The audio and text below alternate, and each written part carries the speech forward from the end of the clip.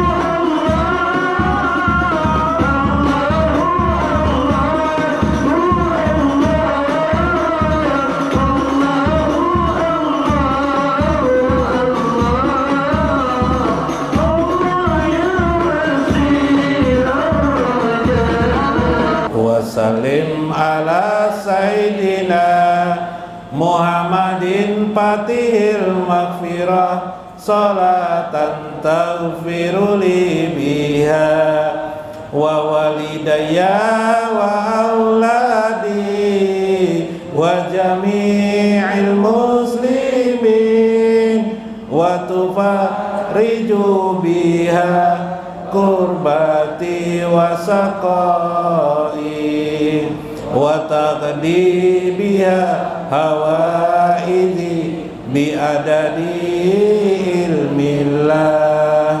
Allahumma salli wa sallim ala sayyidina Muhammadin qalbil masruri wa miftahil maisur wa fatihil lima ughliqa wa syafil ilal wa mufarrijil kurubi wal humumi wa ala alihi wa sahbihi wa barik.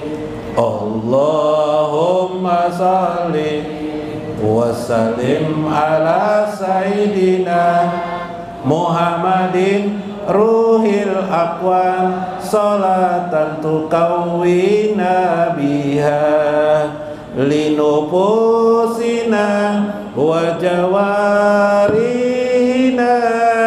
wa qulubina wa ruhina wa ta'izuna biha minal ashrari wal aswa'i wa darai wal balai wa hamajati sayatin wa ala alihi wa sahbihi. Assalamualaikum warahmatullahi wabarakatuh. Bismillahirrahmanirrahim. Bismillahil malikil qudusis salam. Bismillahil ajijil hakim. Wassalatu wassalam ala sayyidina wa nabiyina Muhammad wa ala alihi wa sahbihi ajmain. Fa inna insyaallah aba'asuli kitabi Syekh Ibnu Athaillah Al-Hikam wa nafa'ana bihi wa ulumihi fid dharain. Amin ya rabbal alamin. Mudah-mudahan melewati saluran Syekh Ibnu Athaillah keberkahan bagi hidup kita. Mudah-mudahan Allah menghilangkan segala penyakit di tubuh kita. Mudah-mudahan juga terbuang segala najis di dalam hati kita, sehingga kita menjadi orang-orang yang suci, disucikan oleh Allah Azza wa Jalla.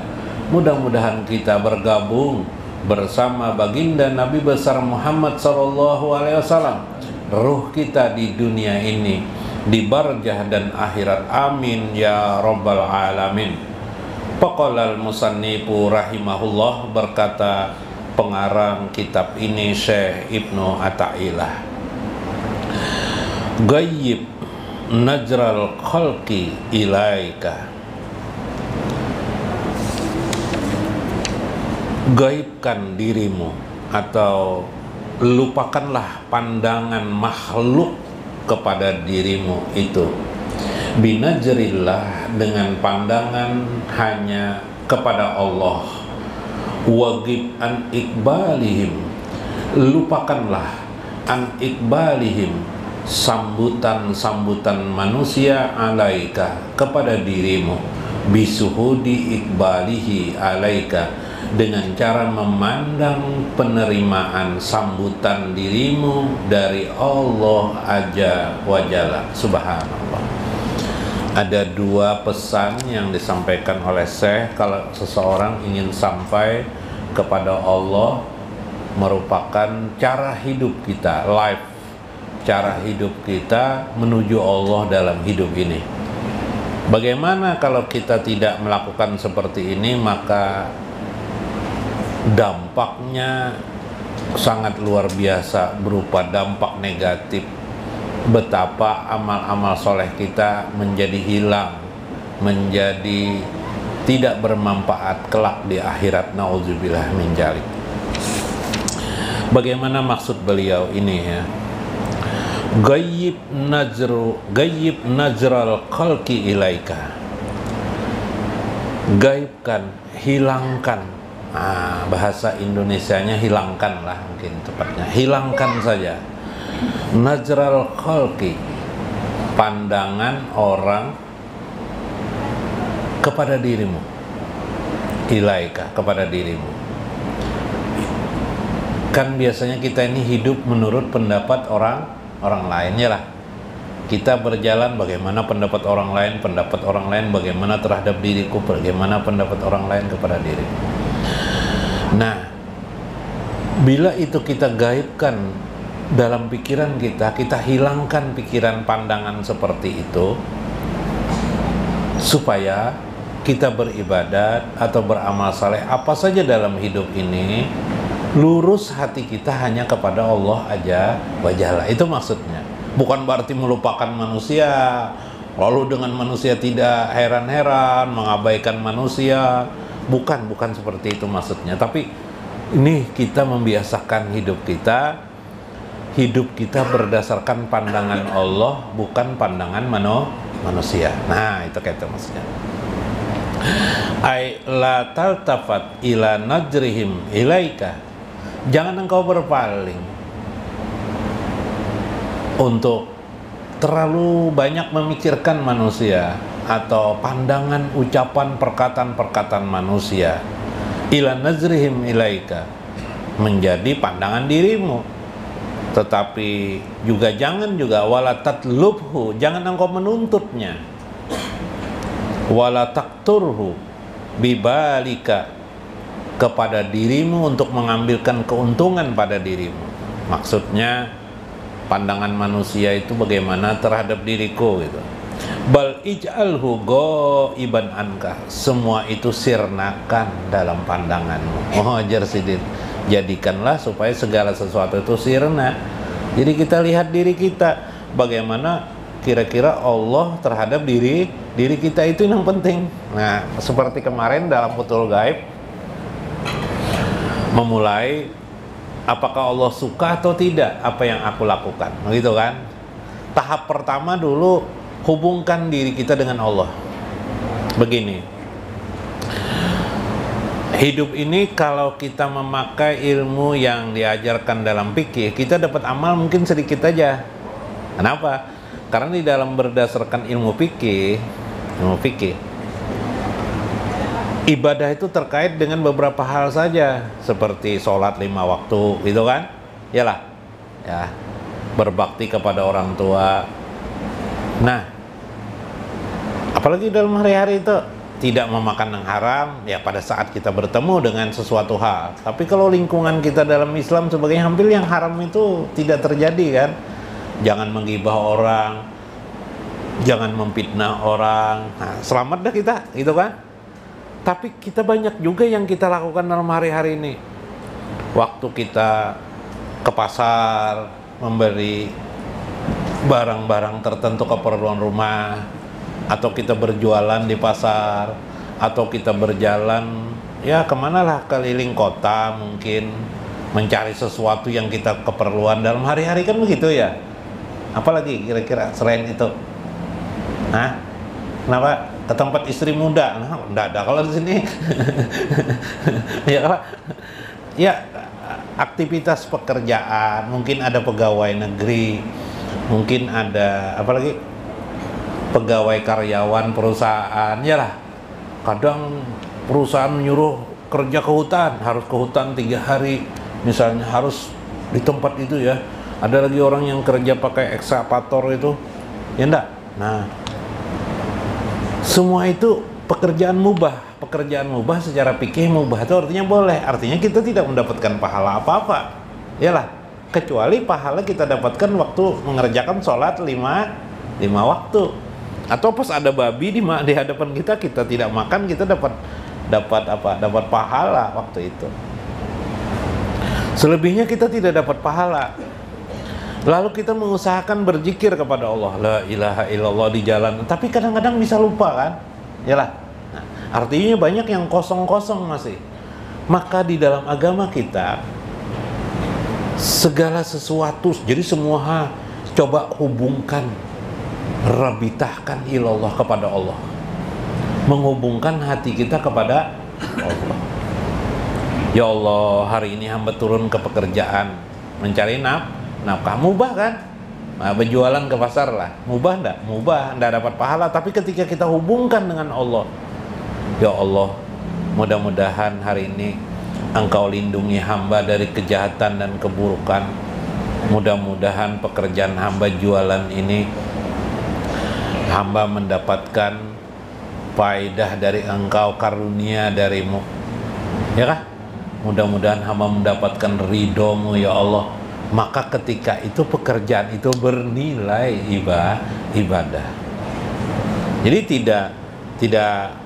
tidak terkait dengan pekerjaannya, tapi karena kita hubungkan dengan Allah, maka mulailah pekerjaan kita itu bernilai ibadah. Tapi itu masih tingkat awam. Tingkat khawasnya, ya Allah, apakah yang aku lakukan ini Engkau ridhoi atau tidak? Hamba ingin mudah-mudahan pekerjaan ini Engkau ridho. Itu nilainya lebih tinggi lagi, lebih besar lagi.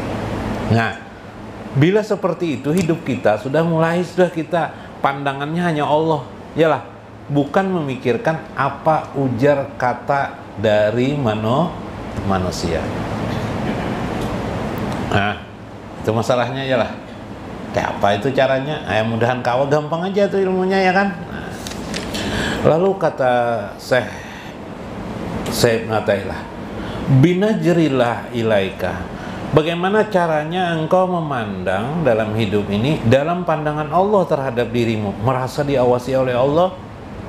Lalu pekerjaan kita kerjakan, hidup ini merasa diawasi oleh Allah.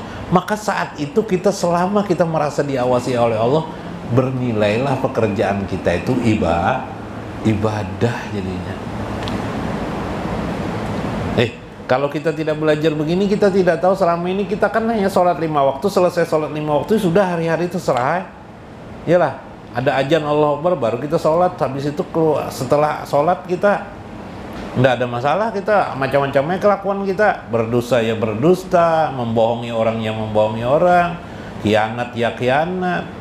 Kadang pekerjaan kita tidak tahu asal halal atau haram, tidak tahu kita, karena tidak pernah menanyakan kepada hati nurani, apakah ini boleh atau tidak? Ya Allah, apakah ini boleh atau tidak? Ya Allah, Engkau mengetahui ini, ya Allah. Ya Allah, apakah pekerjaanku yang kulakukan Engkau ridhoi atau tidak? Ya Allah, hamba ingin meridhoimu, ya Allah. Bukan meridhoi, hamba ingin Engkau ridhoi. Binajrillah ilaika. Bagaimana caranya supaya itu menjadi pandangan? Kedua, kata saya, waqif an ikbalihim. Lupakan saja sambutan manusia terhadapmu. Maksud sambutan manusia ini pandangan manusia terhadap dirimu. Apakah pujian atau cacian terhadap dirimu? Kenapa pujian atau cacian? Mengharap pujian manusia tidak baik. Kenapa tidak baik? Hancur nanti amal kita, maka tidak berguna amal kita. Nah, dalam hal misal ini berkait dengan amal soleh kita dalam hari-hari. Apa aja amal soleh? Bukan hanya ibadah, sholat 5 waktu. Kalau kita mengharap sambutan dari manusia, sambutan manusia itu pujian manusia, wah hebat sih Anang nih sekarang, sholatnya sudah makin rapi sekarang. Nah, ada perasaan seperti itu, maka hancur amal ibadah kita, tidak ada berguna di sisi Allah, ya lah. Amal saleh, nah amal saleh itu banyak dalam hari-hari yang sebenarnya kita mendapatkan pahala daripada itu. Misalnya berjalan kita melihat ada rumah orang mau runtuh, lalu kita bantu, langsung kejutan kan, langsung kita sampai bahasa Banjar belicak-licak kah membantu, membantu orang kan, kasihan kan orang. Atau kebakaran, pemadam kebakaran api kan, kebetulan kita anggota pemadam kebakaran, langsung kita ikut, nyemprot kita, ya kan, kita siram juga ikat. niat itu, ya Allah mudahan hamba dapat pahala, nah ya Allah membantu orang lain ini, mudah-mudahan hamba dapat ridho Engkau ya Allah. So, nyemprot. Nah itu bagus. Tapi kalau langsung nyemprot,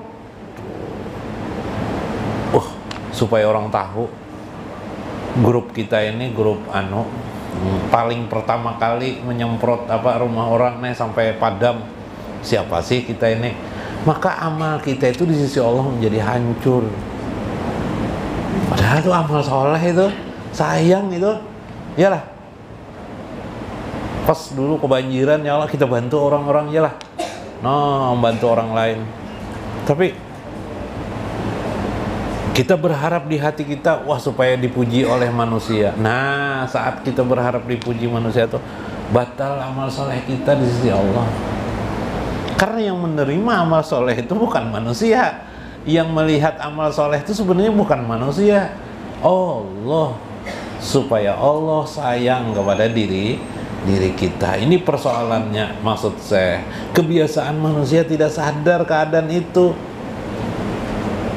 Yalah.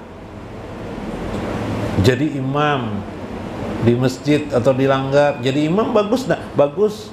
Tapi di hati perasaan supaya manusia melihat. Kan disambut manusia tuh. Supaya manusia melihat dia adalah seorang yang lebih daripada kebanyakan manusia. Subhanallah. Pala yakun atafahtaka wa tasawfaka illa linazrillah ilaika wa kaja.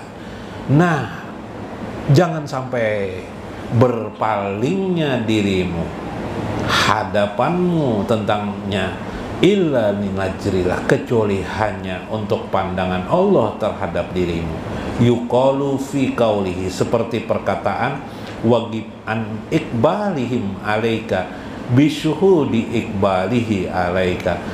Maka lupakan saja sambutan pujian manusia terhadap dirimu, bisyuhudi iqbaliha, dengan cara suhud pandangmu hanya kepada Allah aja wajalla. Masya Allah. Fala taltafat ila iqbalihim alaika wala tablubhu bal la yakunu tafat wa talabaka illa li iqbalillah alaika. Hanya satu saja yang benar, tidak ada yang lain, yaitu bagaimana kita mencari sambutan Allah terhadap diri kita. Nah, masalahnya ini yang paling susah. Paling susah. Fa'in iqbalal khalqi alal murid qabla kamalihi yujibu lahu tasna'u lahum wa mudahatinihim wa ghairi jalika minal afati. Maka sesungguhnya sambutan makhluk itu atas seseorang yang menuntut kepada Allah, maksudnya mengharap keridaan Allah, sebelum Allah sempurnakan dirinya, menjadikan baginya itu melakukan satu perbuatan yang sebenarnya kepura-puraan, tidak sebenarnya. Kenapa? Karena sebenarnya hanya kepada Allah. Nah, apalagi kayak berceramah nang kayak ini, nah sama. Kalau hanya harapan sambutan manusia, maka sia-sia jadi amal ibadah, tak berguna. Belajar uyuh-uyuh, memahami uyuh-uyuh, lelah-lelah, yalah, tapi sia-sia. Subhanallah. Nah, kayak apa sulitnya? Tapi itulah rahasianya. Kalau kita tidak mempelajari itu, ya resiko kita. Dalam Iqazul Himam, Syekh Muhammad Azibah mengisahkan tentang perkataan Syekh Ibnu Athaillah tadi. Qultu, aku ingin berkata, al-khalqu fitahqiqi adamun. Sebenarnya kata Syekh Muhammad Azibah, makhluk itu adamun.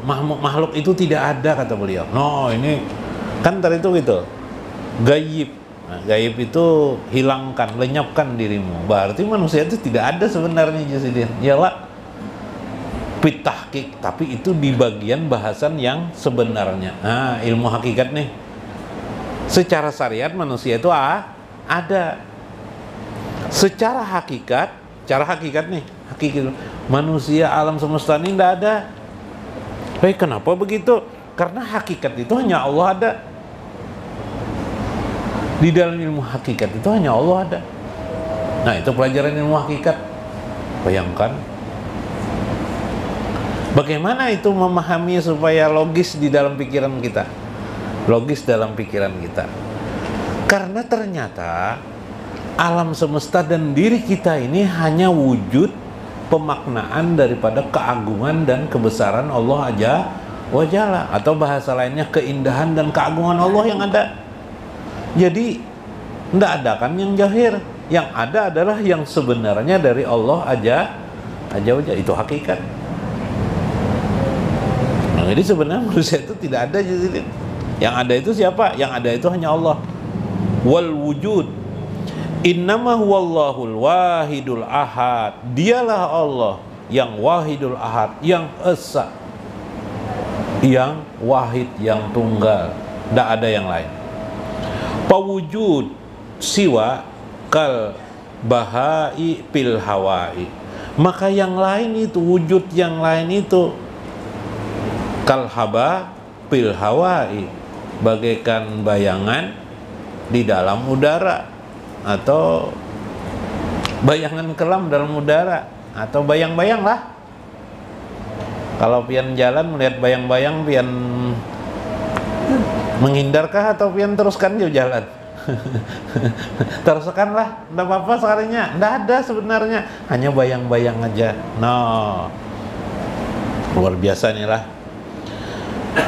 Au qajalalil aqsasi asqasi, subhanallah, lam tajidhu sayaan. Tidak ada sesuatu pun engkau temukan di dalamnya kecuali hanya kegelapan-kegelapan saja.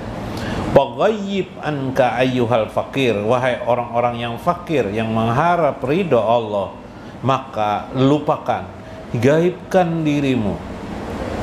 Najral khalqi ilaika iktifa binajril haqi ilaika. Sebagai kecukupan dari Allah Azza wa Jalla, cukup hanya Allah itu yang ada. Dengan cara pandangan ini engkau tidak lagi mencari perhatian manusia. Nah, minggu kemarin saya sampaikan kan, cara satu-satunya menghilangkan riya, sum'ah, takabur itu ialah dengan cara ilmu panah. Nah, ini ilmu panah nih, menggaibkan pandangan kita. Nah, itu karena itu Rasulullah SAW bersabda, min Ibni Abbas, daripada Ibnu Abbas mengatakan, qala Rasulullah SAW, ihfazillah, peliharalah Allah, yahfazuka, pasti engkau akan dipelihara oleh Allah. Ihfazullah, bagaimana memelihara Allah? Jaga Allah. Kayak apa menjaga Allah? Maksud menjaga ini, menjaga bahwa sesungguhnya yang hakiki itu, yang wajib engkau pandang itu hanyalah Allah. Kenyataannya kita memandang bukan hanya Allah, tapi segala sesuatu yang lain. Maka kembali kepada dirimu yang sebenarnya, memandang hanya kepada Allah. Ihfazillah tajiduhu tujahuka ija sa'alat pasa'alallahu, ija sa'alta pas'alallah. Peliharalah Allah, engkau akan menemukan kemurahan Allah itu. Jika engkau meminta, pas'alallah, maka memintalah engkau kepada Allah. Wa ijasta'anta, jika engkau meminta tolong, pasta'in billahi, meminta tolonglah kepada Allah. Fa'lam, ketahuilah, kata Nabi, annal ummata, sesungguhnya umat ini, lawistama'at ala ayyan pa'uka bisyai'in lan yampa'uka illa bisyai'in katabahullah laka. Ketahuilah, andaikan umat ini berkumpul untuk memberikan manfaat kepada kalian, lam yanfa'uka, tidaklah mereka bisa memberi manfaat kepada diri kalian sedikit pun. Katabahullah, Allah sudah menetapkan, menetapkan akan dirinya untuk di engkau. Walau istama'u ala ayyaduru kabisyain, andaikan semua manusia berkumpul untuk memudaratkan kalian, untuk mencelakakan seseorang, lam yaduruka, kamu tidak bisa dicelakakan oleh siapapun juga, illa bisyai'in qad katabahullah, kecuali atas apa yang ditetapkan oleh Allah Azza wa Jalla. Subhanallah. Ini menunjukkan bahwa tidak ada yang lain kecuali hanya Allah Azza wa Jalla yang bisa memberikan manfaat dan memberikan mudarat. Nah, makanya kalau ingin sampai memahami segala alam ini, lihat perwujudan dari wujud Allah Azza wa Jalla. Bukan berarti ini wujud Allah, bukan. Apa maksudnya? Bahasa lainnya yang lebih mudah adalah maknanya tidak lain adalah Allah Azza wa Jalla. Misal pian dengan istri, dengan suami istri di rumah misalnya konflik terus. Ini pandangan ilmu hakikat lah. Konflik terus di rumah, berdiam aja pian. Dia pandanglah kemarahan istri kepada pian itu kohar dari Allah Azza jauh-jauh kawalah itu. Nah, jadi dia mendengarkan. Nang istri juga mendengar suaminya marah-marah, dia mendengarkan. Pandanglah koharnya Allah Azza wa Jalla. Diam, akhirnya diam enggak? Diam dua-dua. Yalah. Sekali berkata Pak, Bismillahirrahmanirrahim. Coba kita seringkali tidak sempurna johir batin ini. Coba lihat. Ketika pian dapat rezeki lebih besar dari biasanya. Misalnya biasa hari-hari misalnya 100.000, hari itu nomplok 500.000, kita dapat rezeki di jualan nih. Misalnya lebih banyak daripada biasanya. Apa yang pian katakan waktu itu? Alhamdulillahirabbil alamin. Pian seolah-olah ketika itu melihat Allah yang mengasih rezeki 500.000 ini, ya lah. Kenapa jadi Allah jerpian maaf Pak, memperbanyak rezekiku hari ini, iyalah. Suatu saat pian berjualan sunyi dari biasanya, biasa 100.000 dapat 10.000 aja. Pian berkata apa? Hah? Ayo.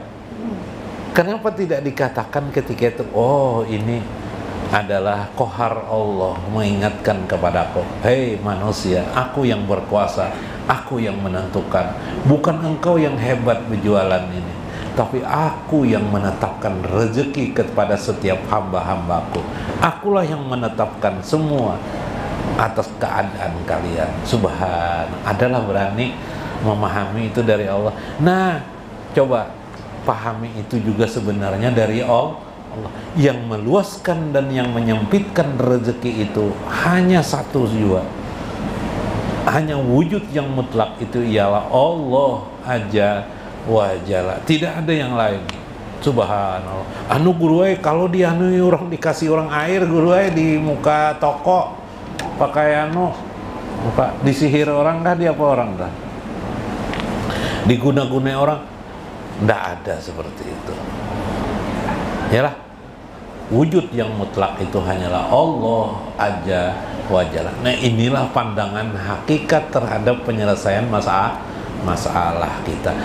Kenapa begitu? Bila itu kita dapat lakukan, berarti sikap diri kita sudah selalu beribadah kepada Allah Azza wa Jalla. Mudah-mudahan bermanfaat, mudah-mudahan kita mengambil makna di dalamnya.